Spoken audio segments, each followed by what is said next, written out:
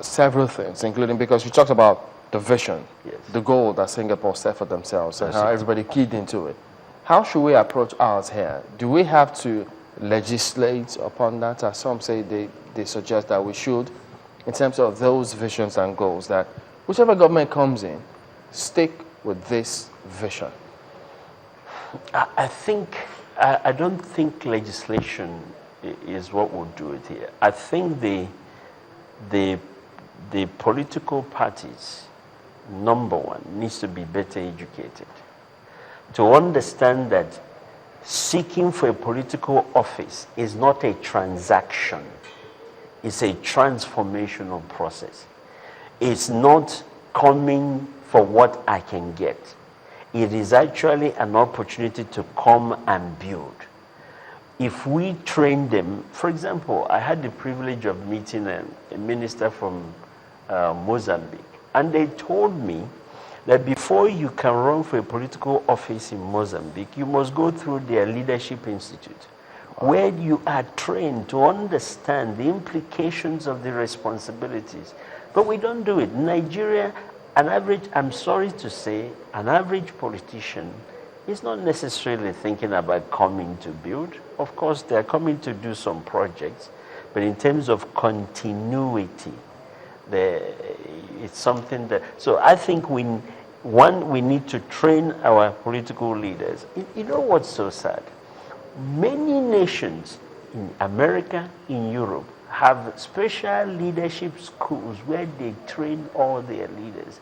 You cannot, and you dare not go be elected into office if you have not gone through such, because it's there you understand the implications so of leadership shouldn't be by accident. It should not be. It should never be. It should be for people who are groomed. I'm not saying that it should be for a select few. Anybody in Nigeria that desires should have the opportunity, but there must be a minimum standard. Is that the same thing with teachers? You also in an academic, Yes. and you see a whole lot has been said about teachers in trying to help the education sector, and some would say a chunk number of those in the teaching profession were there by accident. Maybe that was just the available job they could get at that point in time.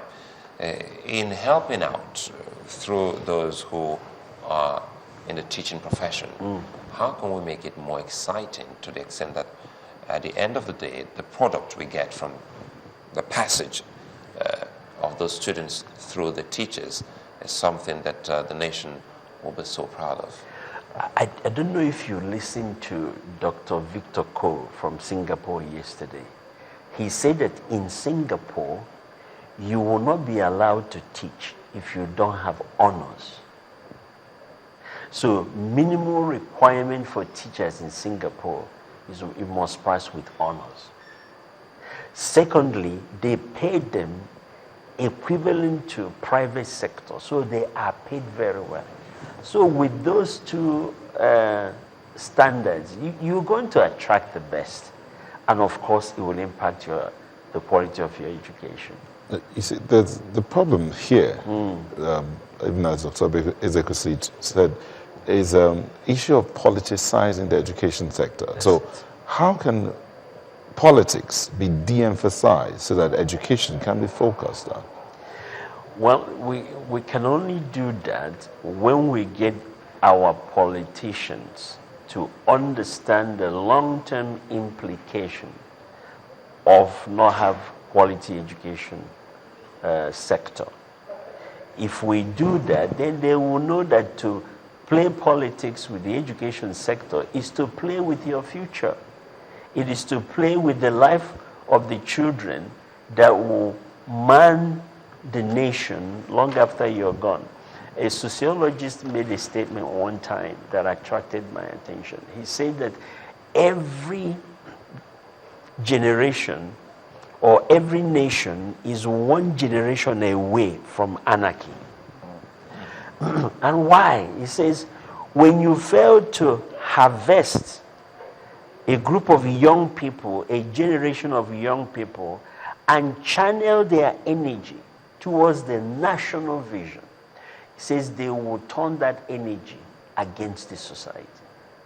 So developed countries understand this. That's why they invest heavily in harnessing the energy of each generation of youth to channel it and direct it towards national development. Otherwise, everything they build will be destroyed.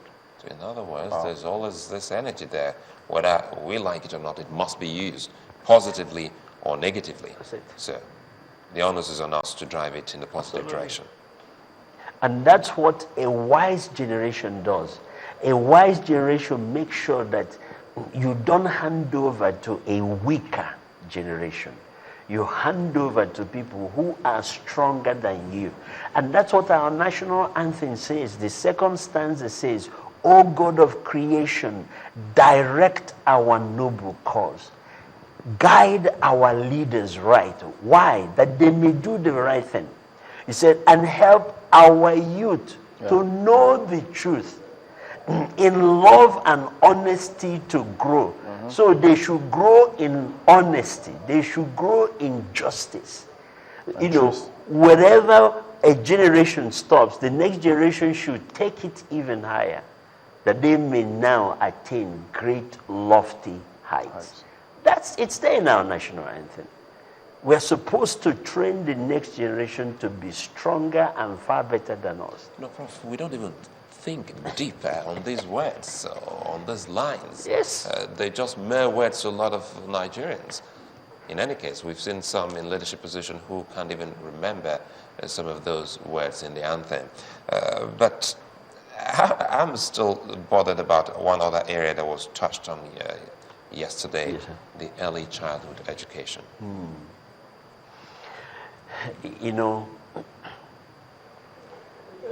it has been said that when a child is about 6 or 7, they are pretty much set in their mental capacity. If you don't stretch them at that time, yes, you may still stretch them later, but you won't get, you know, the mind is like elastic rubber. You know, what you get depends on how far you stretch it. And if you don't stretch the mind, you don't get the response. So we need to pay attention to early childhood for preventive purposes. And I like one of the recommendations that was made yesterday. Okay. Is that if you want to reverse the current poverty trend in the nation, if you start early and give every child an opportunity, then when they grow, they now become earners, money earners for their families, and begin to address the issue of poverty. I don't know about you. I don't know how often you get calls from the village, from your relatives. Send money. And it looks like sometimes you're just throwing money into a well that never fills. That's not the best way to solve it. The best way to solve it is to go to those families and find some people and raise them and give them that capacity.